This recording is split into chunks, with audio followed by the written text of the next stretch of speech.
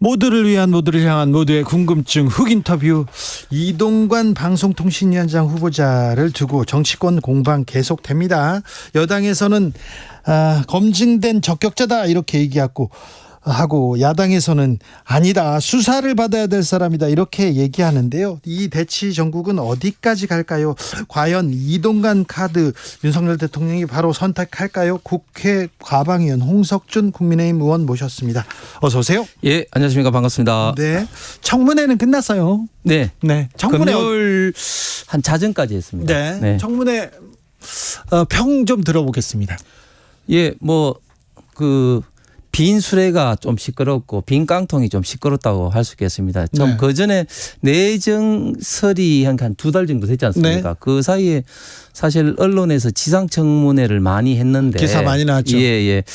거기에서 크게 벗어난 것이 없고 네. 그 부분에 대해서 민주당 의원들 잔뜩 별렀는데 별 것이 없이 좀 끝난 것 같습니다. 네. 민주당에서는 절대 부적격이다 이렇게 얘기하고 있습니다.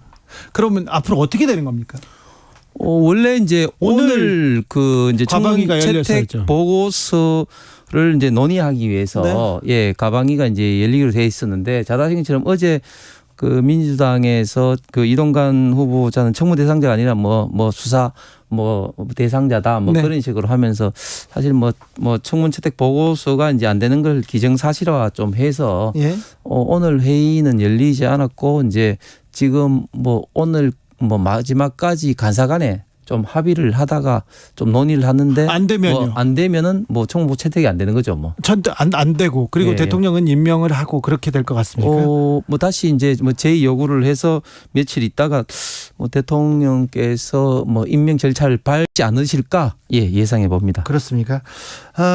야당 그리고 언론단체에서 과거 언론 장악을 주도한 분이다. 네. 이런 사람이 방통위원장 후보자가 되는 것 자체가 지금 어불성설이다. 이렇게 얘기합니다. 네.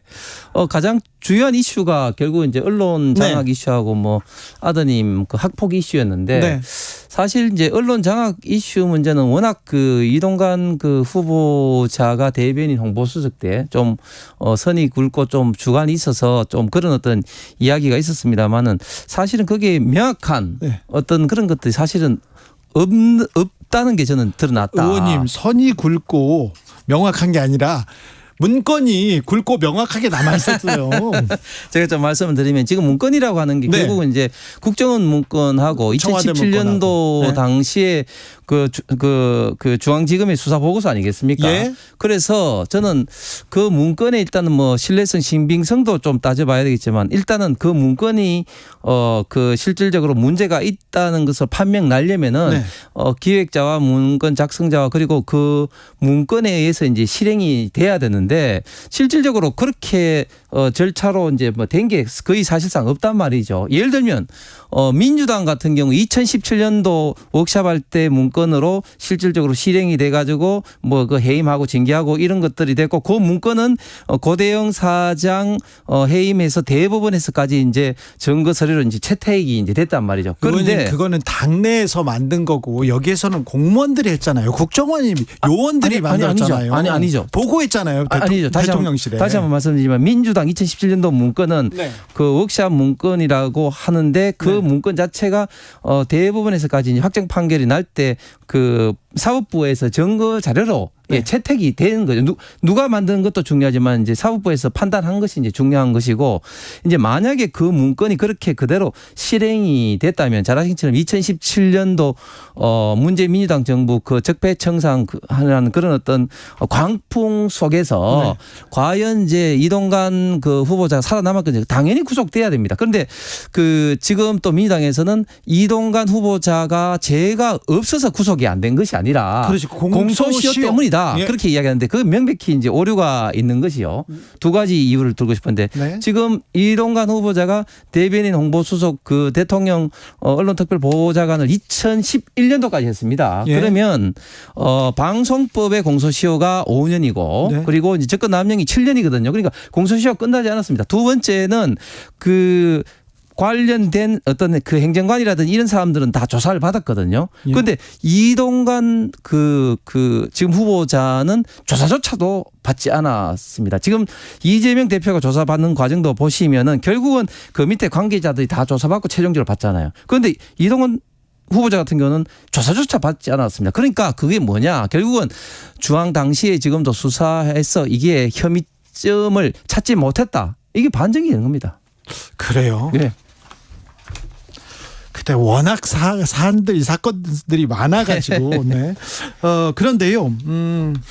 이동관 후보자 임명과는 별개로 오늘도 방통위가 MBC 대주주인 박문진의 권태선 이사장 해임안 의결했습니다. 네. 지난주에 해임된 분이 KBS 이사장도 해임됐고요. 또 EBS 이사도 해임됐고요. 언론재단 이사장은 해임되려다가 부결됐고요. 계속해서 해임이 계속됩니다. 이틀에 한 번꼴로 해임 뉴스가 계속 나오는데 이 부분은 어떻게 보십니까? 그런데 그게 이제 다 같은 어떤 그런 케이스는 아니고 이제 EBS 이제 이사분 같은 경우는 잘 아신 것처럼 그 2020년 네. KBS TV 조선 어떤 종편 그 심사에 이제 심사위원으로 점수 조작에 관계됐기 때문에 이제 그러신 거고 이분도 사법 처리는 받지 않았어요. 그분도 조사를 받았나요? 예, 받았죠. 예, 조사를 받았습니까? 예.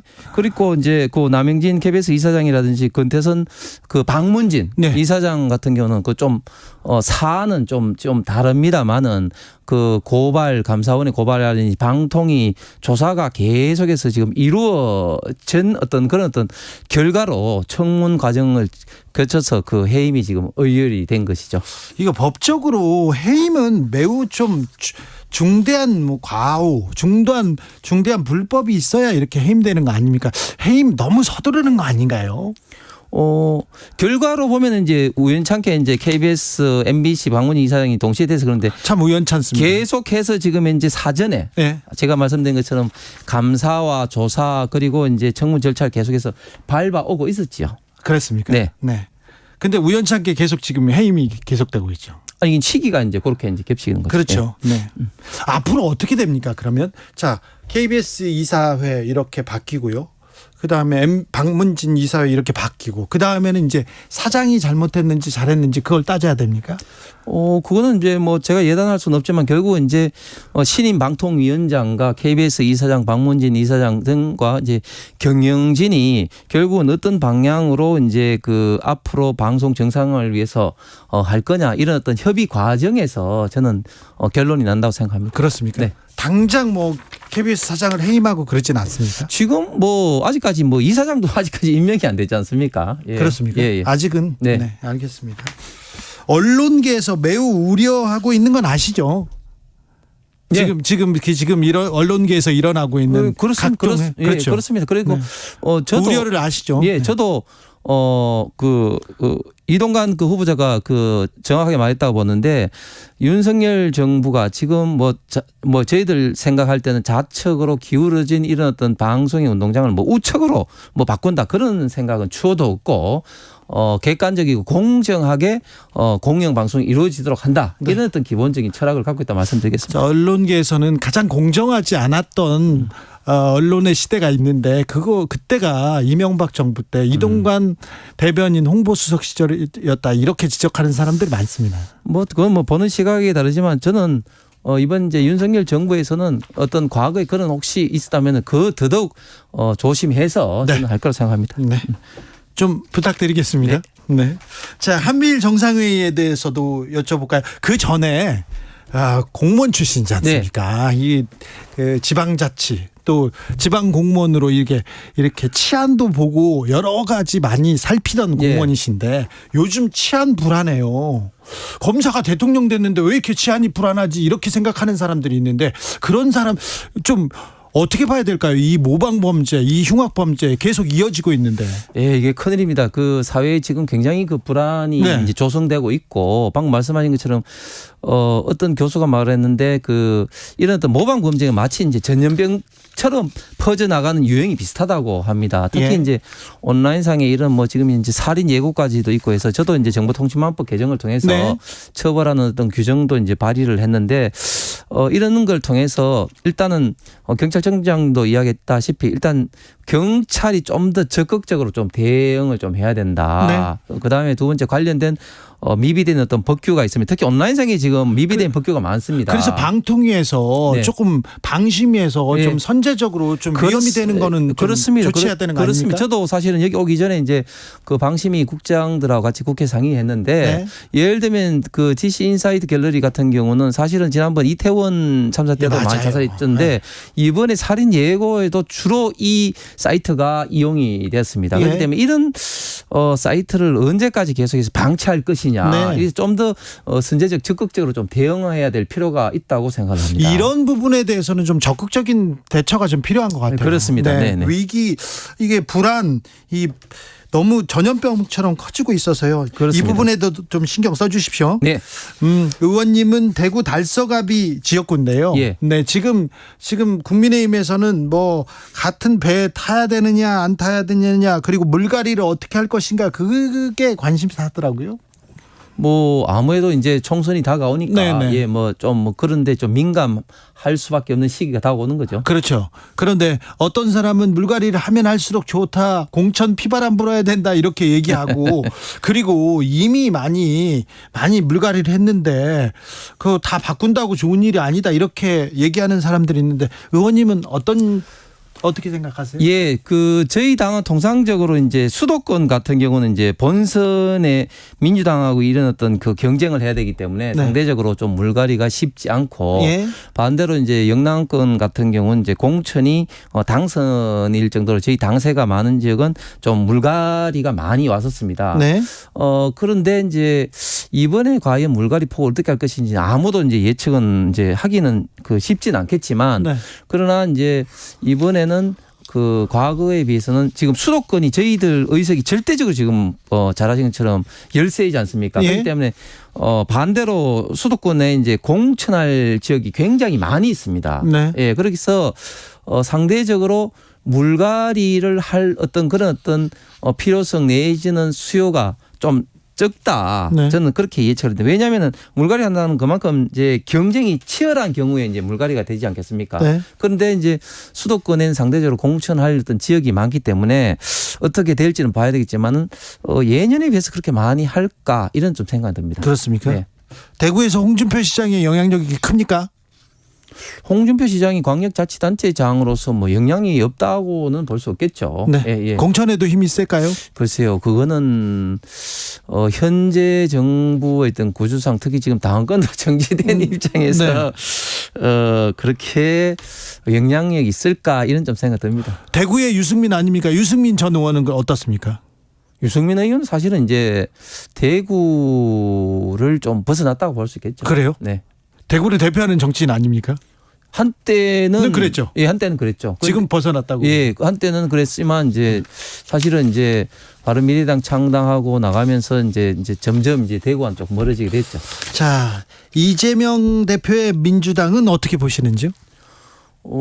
지금 저는 민주당이 그 굉장히 지금 위기라고 좀 생각을 합니다. 왜냐하면 항상 그 민주당은 변신에 좀 능했습니다. 2015년도에도 그때 이제 문재인 당시에 이제 대표가 흔들릴 때 이제 비대위 체제로 해서 이제 2016년도 선거에 이제 일당이 됐지 않습니까? 네. 그렇게 이제 변신에 능했는데 지금 상황을 보면은 그 이전 일단 민주당 상황하고는 많이 다른 것 같아요. 왜냐하면 지금은 이재명 당 대표의 사법 리스크뿐만 아니라 많은 어떤 송영길 그 전 대표의 어떤 돈봉투 사건 같은 이런 어떤 부도덕적한 어떤 그런 문제라든지 또 내로남불 문제라든지 이게 좀 쌓여 있고 그리고 이재명 대표가 권력 의지가 굉장히 강한 사람으로 지금 벌써 뭐 옥중 공천 이런 이야기까지도 나오고 있는데 이게 실현될지 안 될지는 모르겠지만 과연 과거처럼 이렇게 그 비대위 체제라든지 이게 변신이 잘 될 것이냐. 네.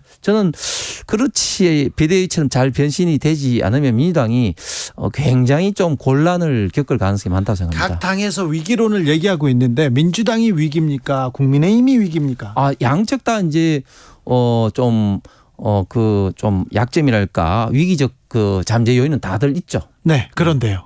네. 지금 상황을 보면 민주당이 더 위기입니까? 민주당이 훨씬 더 위기죠. 그렇습니까? 예.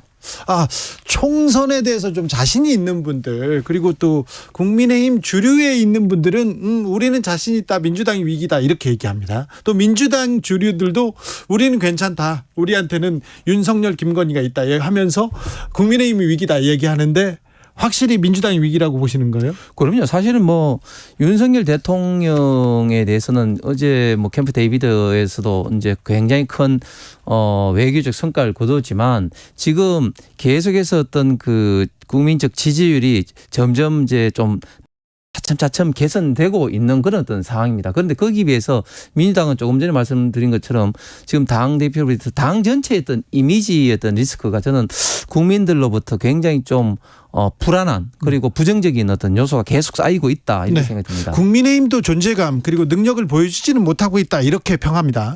물론 이제 저희들이 더 열심히 해야 되는 거는 이제 분명한 사실이고. 정부 여당이니까 더 열심히 해야 됩니다. 그렇습니다. 네. 민생 챙겨주시고, 네.